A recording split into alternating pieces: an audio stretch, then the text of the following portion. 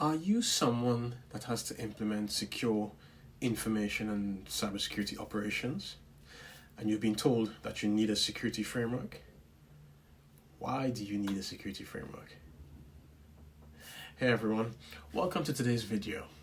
Today we will be discussing information and cybersecurity frameworks. Yes, frameworks. Now, I will be honest with you, subjects like this can tend to be a bit dry. But if you are new to a role where you need to create a security framework, or you are a student studying information and cybersecurity, there's a lot of helpful information within this video to unpack, and it can help you make sense of security frameworks. So quite bluntly, in 2023, information and cybersecurity are more critical than ever. With the increase in remote and hybrid options for work, advances in cloud-based computing, and the rise of sophisticated cyber threats utilizing artificial intelligence, it is absolutely crucial to have a strong security framework in place to protect sensitive information. Now, we will be discussing what a security framework is, why it is necessary, the different types of security frameworks, and the niches they apply to, and finally, recognizing the advantages of implementing a robust security framework. We will be incorporating information from 3 books, and these 3 books are 1. Security Engineering, a Guide to Building Dependable Distributed Systems by Ross J. Anderson. Security Metrics, Replacing Fear, Uncertainty and Doubt by Andrew Jakewith. Implementing Cybersecurity, a Guide to the National Institute of Standards and Technology Risk Management Framework by Ann Koenicker and Dan Shoemaker. So, let's begin.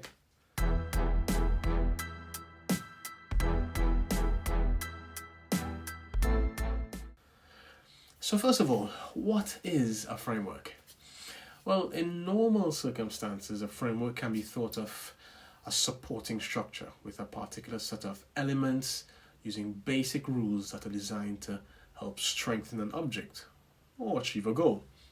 So for example, the structure of a building, structure of a barn, the structure of a house, the way it is built.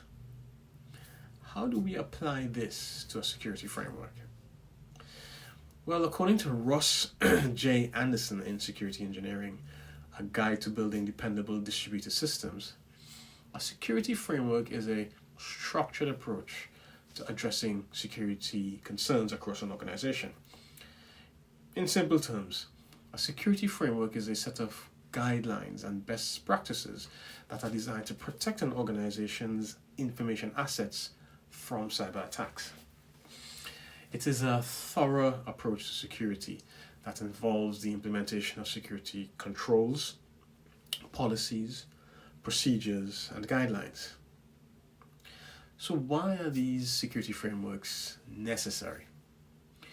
Well, Andrew Jakewith in Security Metrics, Replacing Fear, Uncertainty and Doubt, he argues that security frameworks provide a way to measure and evaluate an organization's security posture. By implementing a security framework, organizations can identify their strengths and weaknesses. Once they know what these are, they can then take the necessary steps to improve and enhance their security posture. A security framework is necessary because it helps organizations to establish a baseline or a model for security that can be consistently applied across the organization.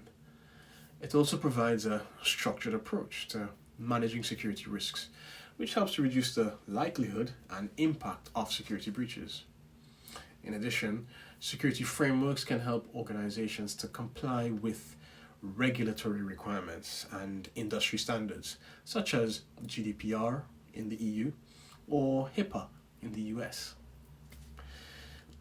The importance of well-designed and thought-out security frameworks cannot be overstated. In today's digital age, cyber attacks are becoming increasingly sophisticated and complex. Now with ChatGPT and other artificial intelligence tools, Criminals are constantly coming up with new, more realistic ways and methods to breach an organization's defenses. And without a strong security framework, an organization will be vulnerable to a variety of attacks.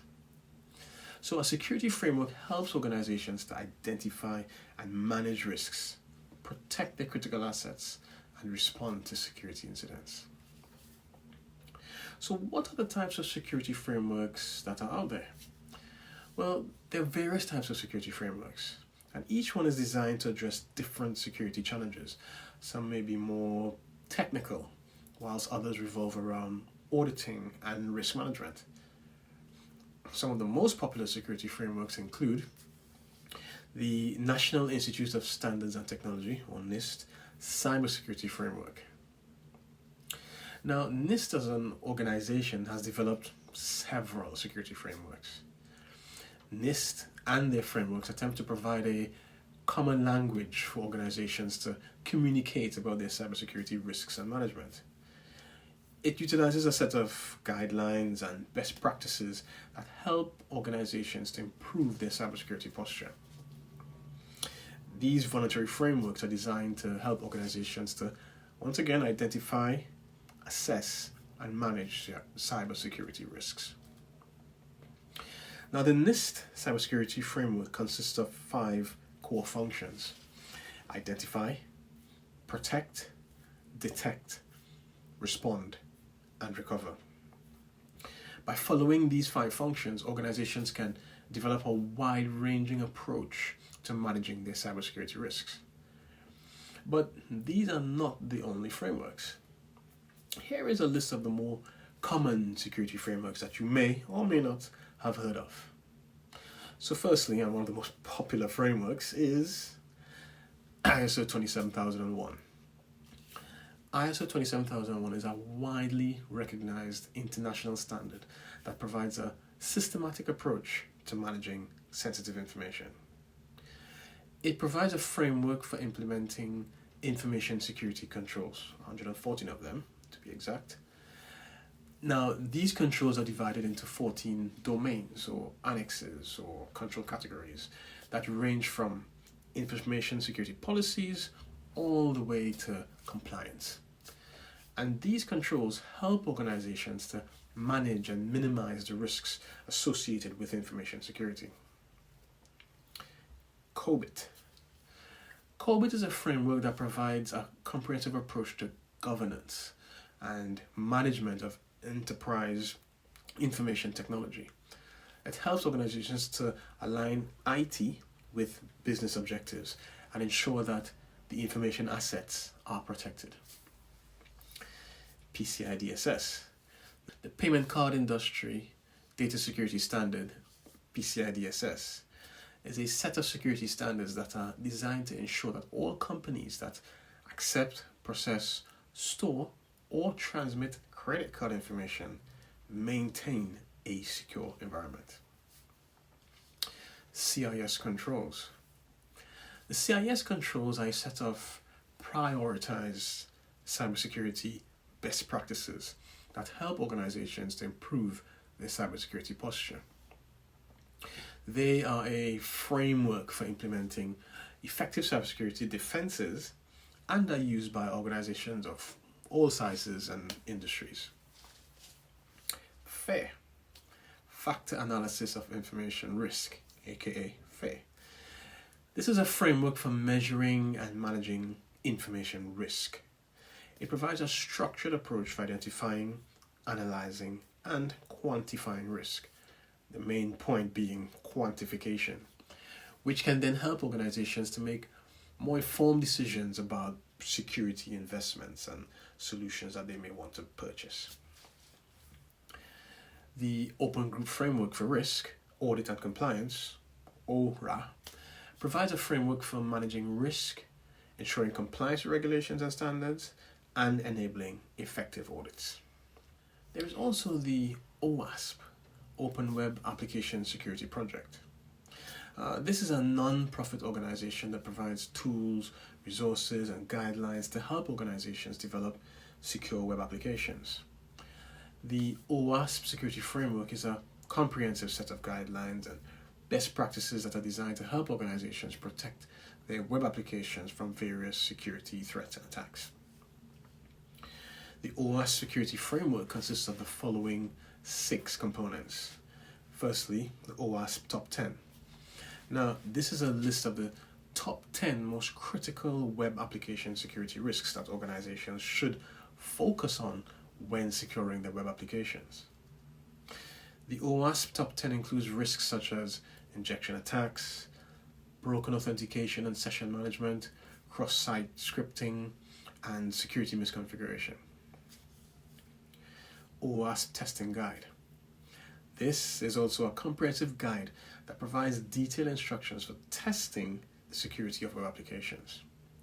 The guide covers various testing techniques including vulnerability scanning, penetration testing, and code reviews. OWASP Proactive Controls. This is a list of security controls that organizations should implement in their web applications to prevent security threats. The OWASP Proactive Controls includes measures such as input validation, authentication and access control, and error handling and logging. OWASP Code Review Guide. This is a guide that provides detailed instructions for reviewing the source code of web applications to identify security vulnerabilities. This guide covers various code review techniques, including manual review and automated tools.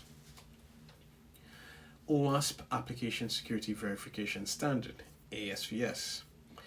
This is a standard that provides a comprehensive set of requirements for verifying the security of web applications. The ASVS covers various areas of application security, including authentication, access control, cryptography, and business logic. OWASP Security Knowledge Framework, SKF. This is a framework that provides a structured approach for learning about web application security. The SKF includes various modules that cover different aspects of application security, such as threat modeling, security coding practices, and security testing. Overall, the OWASP security framework provides a full set of guidelines and best practices that can help organizations develop and maintain secure web applications. By following these guidelines, organizations can reduce the risk of security breaches and protect their sensitive data from unauthorized access. Now let's go back to NIST for a moment. As mentioned previously, NIST has developed several security frameworks. Another prominent security framework is the NIST Risk Management Framework. This is a structured process that organizations can use to manage their cybersecurity risks. The risk management framework consists of 6 steps: categorize, select, implement, assess, authorize, and monitor. The risk management framework provides a systematic approach to managing cybersecurity risks, ensuring that organizations can identify and address risks in a timely and effective manner. So we have all these different frameworks, but what are the advantages of implementing a robust security framework in 2023? Well, implementing a robust security framework can provide several advantages for organizations. Firstly, it protects against cyber attacks. A robust security framework helps organizations to identify and manage risks and protect against cyber attacks. Secondly, a strong security framework can help organizations to comply with regulatory requirements and industry standards. Many regulatory bodies require organizations to have a security framework in place to comply with regulations and standards. Increased efficiency. A security framework helps organizations to streamline their security processes and procedures, which lead to increased efficiency. Enhanced reputation. A robust security framework can enhance an organization's reputation by demonstrating a commitment to protecting sensitive information. reduced costs. Implementing a security framework can help organizations to reduce the costs associated with security incidents and breaches. Lastly, implementing a robust security framework can help organizations make more informed decisions about security investments. By having a structured approach for identifying and quantifying risk, organizations can prioritize security investments based on the potential impact of a security incident. So there you have it, a brief but comprehensive review of information and cybersecurity frameworks. Implementing a robust or strong framework is essential for any organization that wants to establish effective security measures. It provides a structured approach to managing security risks and can help organizations to reduce the likelihood and impact of security breaches. And remember, you can choose more than one framework depending on your needs. If you would like to learn more about cybersecurity frameworks, I highly recommend checking out the 3 books that were mentioned and listed in the description.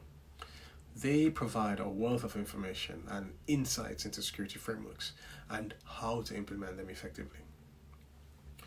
I hope that this video has provided you with a better understanding of what a security framework is, why it is necessary, the different types and choices of security frameworks, and the advantages of implementing a robust security framework, especially in 2023. If you have found this video of value, then I ask, please subscribe, because then we can get this message out to other people. So please subscribe. Thank you for watching, and we hope to see you in our next video.